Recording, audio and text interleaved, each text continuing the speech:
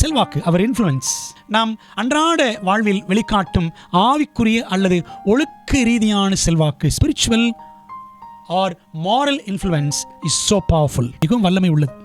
இது பற்றி வேதாகமத்தில் 3 அதிகாரங்கள் இருக்கின்றன. ரோமர் 14, 1 கொரிந்தியர் 8 மற்றும் 10 அதிகாரங்கள், ரோமர் 14, 7 மற்றும் 10 வசனங்கள். ஒருவேளை தவறான காரியம் செய்கிறாரு, ஒரு கெட்ட பழக்கத்துக்கு அடிமையாக இருக்கிறாருன்னா அவர் நம்ம கேவலமாக நினச்சிடக்கூடாது.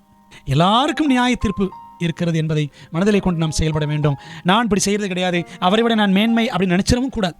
தொடர்ந்து ரோமர் 14, 12, 13 வசனங்கள். ஒருத்தர் அப்படி இருக்கிறாரு, கெட்ட பழக்கத்தில் இருக்கிறாரு அப்படின்னு அவர் நாம் குறை சொல்லிடக்கூடாது. நான் பிறருக்கு ஒரு தடுக்கலாய் இடரலாய் இருந்து விடாதபடி ஜாக்கிரதையாய் நடக்க வேண்டும்.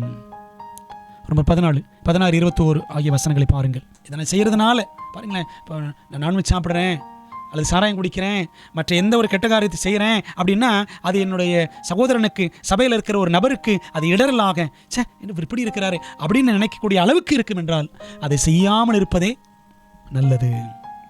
என்னோட உணவு பழக்க வழக்கம் கூட இன்னொரு நபருக்கு இடரலாய் இருந்துவிட கூடாது. நம்ம ஜாக்கிரதையாக இருக்கணும்.